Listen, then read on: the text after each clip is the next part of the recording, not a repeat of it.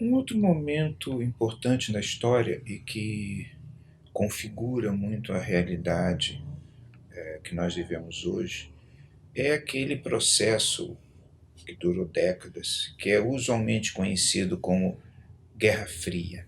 A Guerra Fria é o confronto não apenas entre os Estados Unidos e seus aliados e a União Soviética e seus aliados.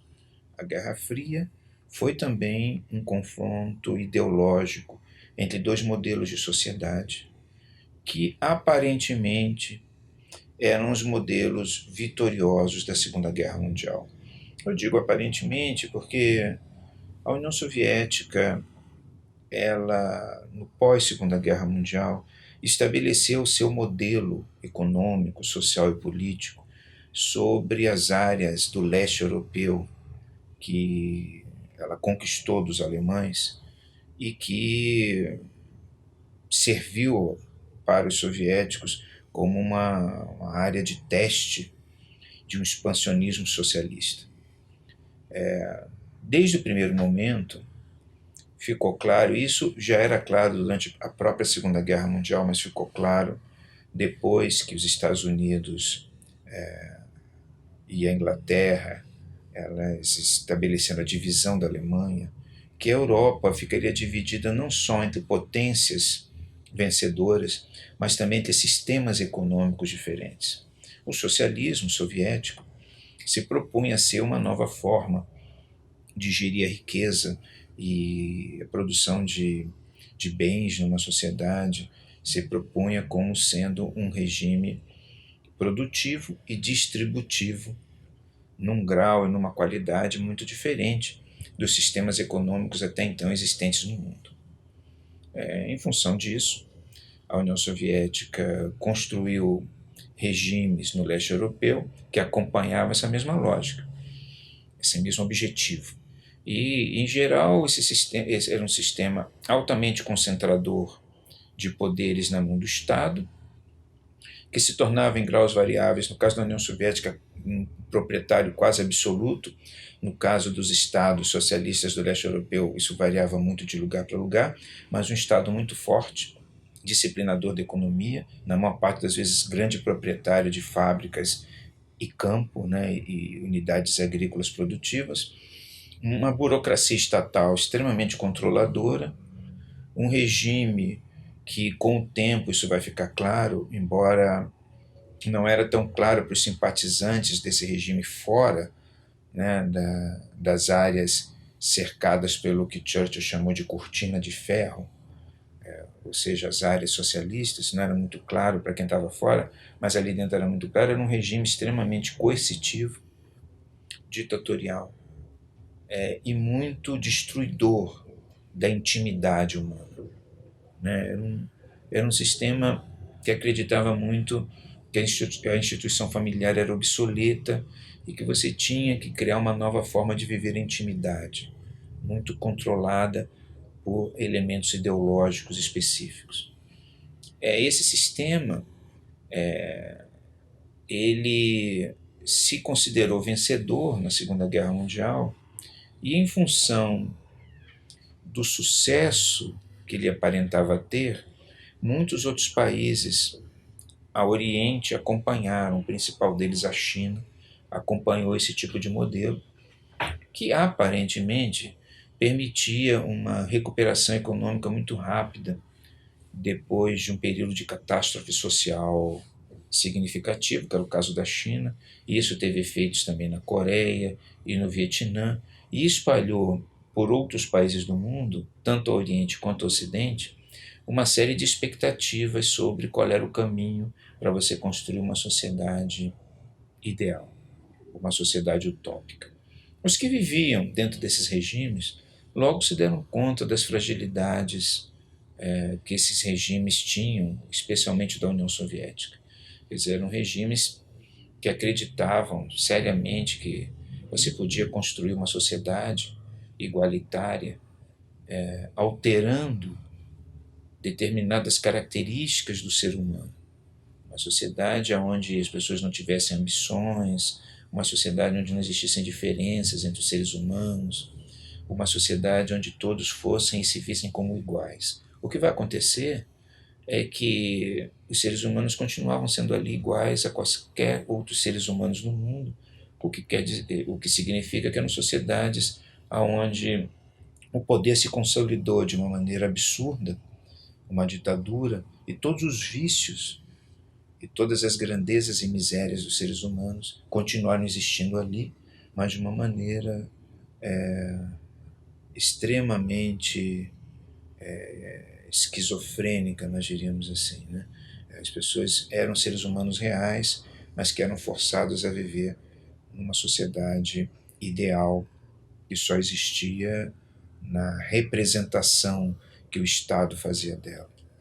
E essa situação, de qualquer forma, foi potencializada, a gravidade disso, pelo fato de que Estados Unidos e a União Soviética e outros países adquiriram armamentos nucleares depois da Segunda Guerra Mundial, e o conflito de modelos ideológicos também passou a ser um conflito entre nações armadas com artefatos nucleares, e grande parte das pessoas que viveram nos anos 60 e 70 estavam sempre, de alguma forma, aterrorizadas com a possibilidade de uma guerra atômica entre a União Soviética e os Estados Unidos, que fatalmente destruiria o mundo. Havia um filme para a televisão nos anos 70 que fez muito sucesso, que se chamava The Day After, o dia seguinte, que era sobre uma possível guerra entre Estados Unidos e União Soviética, uma guerra nuclear, e que era muito curioso, porque o filme, a guerra nuclear durava em torno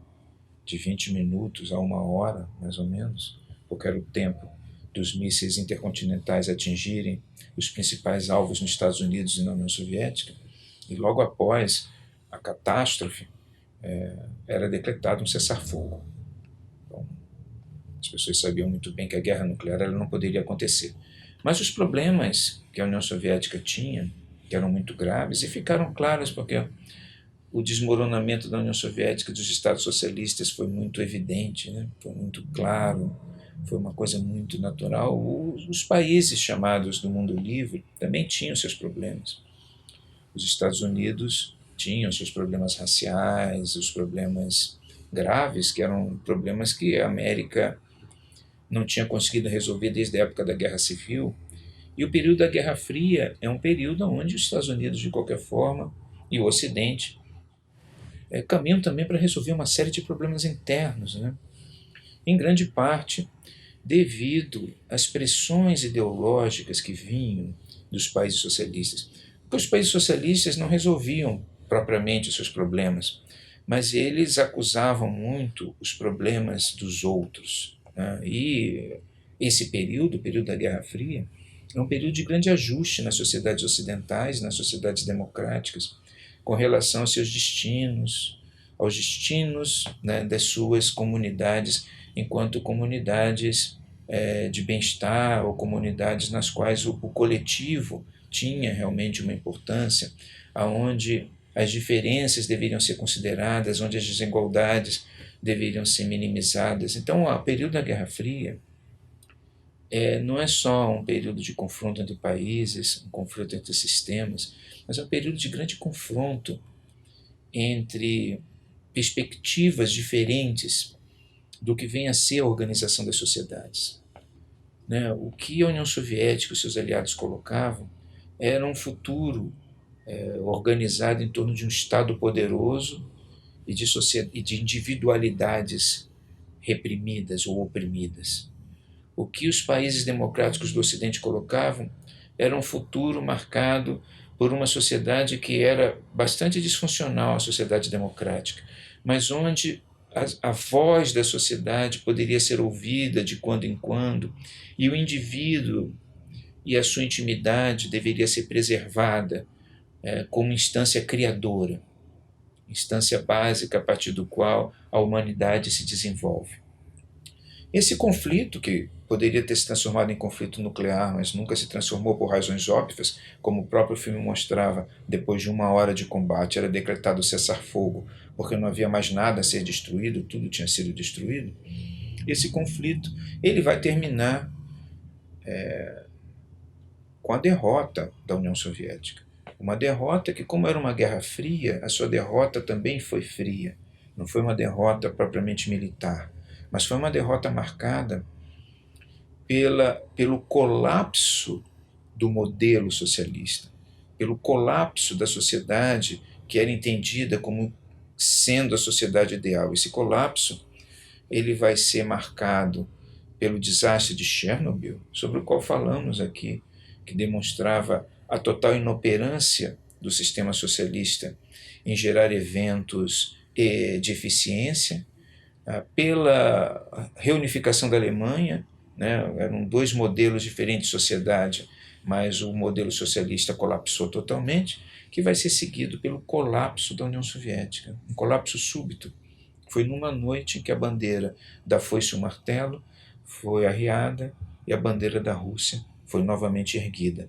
Esse colapso ele equivale a uma rendição, né? E todos os países do leste oriental, do leste europeu, que haviam vivido sob o regime socialista, desmontaram esses modelos. E em alguns deles, hoje em dia, é até proibido falar de comunismo, porque eles ficaram presos na obsolescência socialista por muito tempo. A própria União Soviética, que voltou a ser Rússia, né, como sempre tinha sido, a União Soviética imprimiu um trauma muito profundo na sociedade russa.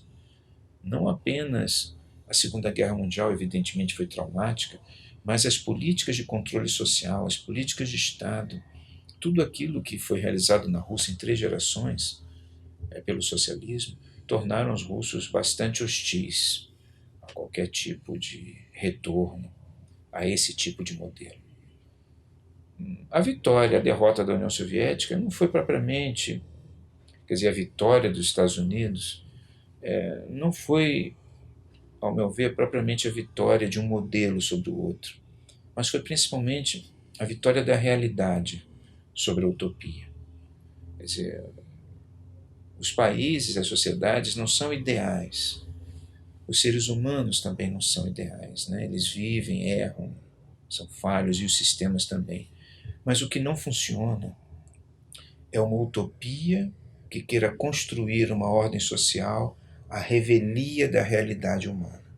Então, eu não diria que a União Soviética foi derrotada por uma superioridade dos Estados Unidos, embora essa superioridade existisse do ponto de vista tecnológico, do ponto de vista intelectual, porque os Estados Unidos era uma sociedade e o Ocidente onde de uma forma ou de outra a intimidade criativa humana era respeitada, mas a União Soviética caiu em grande parte pelo fracasso dos sonhos utópicos de construção de uma sociedade ideal quando os seres humanos são apenas seres humanos. A administração das sociedades ela e vai ter sempre um grau maior ou menor de imprevisibilidade, porque os seres humanos são imprevisíveis. Então, o que fracassa, né, na União Soviética é a crença de que os seres humanos e as sociedades são previsíveis, podem ser controladas e atender a sonhos humanos ou a sonhos de algumas pessoas.